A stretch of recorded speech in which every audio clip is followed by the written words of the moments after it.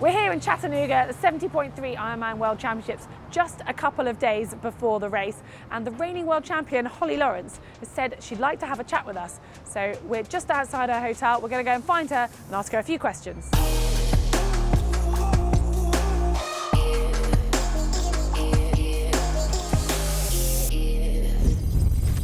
Thanks, Holly, for joining us. Obviously, we were chatting earlier and you were saying about your injury a few months ago. And I know as an athlete, it's that constant balance of how you're pushing yourself hard enough but staying injury-free. How do you find that balance? How do you work that out? Yeah, well, last year it was all about being consistent, and the year before I had kind of up and down results because of just like putting together a really couple of hard weeks and then being floored by it. And this year I had a really consistent winter, and my last year results showed after a consistent year. And I actually got an injury which was unrelated to like an overuse or anything, because most kind of injuries are of pushing yourself or whatever, where I kind of pinged it on a rock coming out of an ocean swim, and so it was just one of those unfortunate things, and I'm lucky that it's kind of healed up now. And, I lost a bit of running, but we'll see. But like, how do you? So I don't think lucky is the right word, but with that, how do you manage how much you can push your body, and like, what do you listen to cut it back? Yeah, well, I'm very in tune with just how I feel, and like I think I've been doing enough now that to just trust what I think and what my body tells me ultimately. And I'm lucky that the coaches that I work with are very science-based, so usually the numbers back up how I feel anyway, so it's not like we're contradicting each other. So. What do you measure then? Like, what numbers do they take? So it's all like stress scores, and because of the power data and heart rate data and everything that comes out of my training, mainly on the bike because it's like the biggest kind of commitment.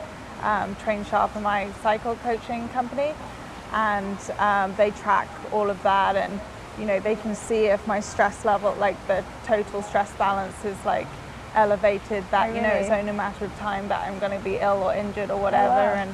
And so that's like taken away a lot of the guesswork behind that. And do you find when they tell you that you normally are like, it adds up with how you're feeling, or does sometimes it surprise you and you're like, no, I'm fine? Yeah, no, like pretty much like the data always reflects how I feel. Like if I'm feeling really tired or whatever, you can look back on the last how many weeks, and like it's like, it's okay, I'm supposed to be tired, it's because of this, and I need a bit more rest or whatever it is.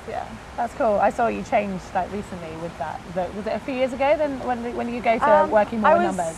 I was originally with Train Sharp years ago, and then when I first went into 70.3 I went for a full triathlon coach, and then after my first year of kind of hit and miss results and kind of going into spirals of overtraining and fatigue, I went back to Train Sharp, and that was the beginning of last year, to run up to World Champs, and then all of this winter. And so it's working for you? Cool.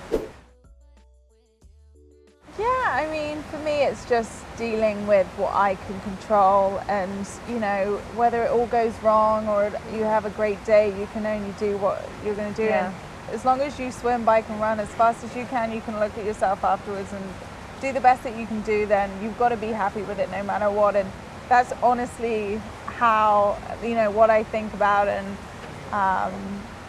then I don't get stressed about it so much. And obviously there's a bit more pressure this year being kind of the defending world champion, and but that just kind of gets the slate's wiped clean, and it's another race.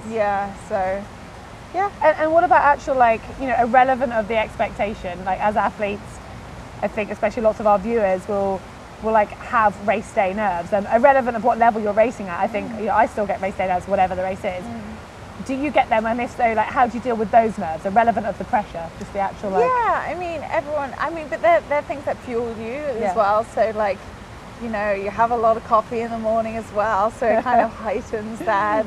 But I'm all about like positive energy in the morning, and I know that sounds very like hippie-ish, and it's not at all, but like I go around hugging everyone I know in transition, and I kind of have a laugh with people, and people think I'm not taking it seriously and taking the mick, but that's just my way of like, if I have fun and I'm easy breezy, then I'm gonna have a good day, and so that's Yeah, that's what I I think that's awesome to hear, and I'm sure like a lot of our viewers could take something from that. You ready? Before you race, would you rather eat? Sorry. Right, before you race, would you rather eat an entire chocolate cake, or wait for it, or drink 3 litres of fizzy drink and you couldn't pee? Oh, Which would you do? chocolate cake, without with you. doubt. Maybe a gluten-free one though. Fussy here. Yeah. If you had to run in flippers or swim in trainers? Swim trainers, Yeah. definitely. Injury prevention. I like this. She's thinking very logically here. Would you rather do the run section running on the spot, or doing the bike section on a children's bike? Oh, bike on a children's bike, but I'm not sure what you're mad about. wow. What were you going to go with? Obviously, bike on a children's bike. Okay. What was Yeah. your caveat? Well, obviously performance is out the window, so I don't know really. Yeah, no aerodynamics. Would you rather run in the winter wearing beach clothes, or run in the summer wearing ski clothes? Only because I'm used to it. Run in the winter wearing beach clothes. Would you rather run the cycle distance or swim the run distance? Run the cycle distance. Wow, run 56 miles. Yeah. Cool. I couldn't do that much swimming. Bet you could. So, Holly, thank you so much for your time. It's been a real insight into, well, life as a pro, and been really interesting. So thank you. Now, if you want to subscribe to GTN, just click on the globe. And if you want to watch another Ask video like this with Chrissy Wellington, just click down here. And if you want to watch a video on how to run like a pro, click here.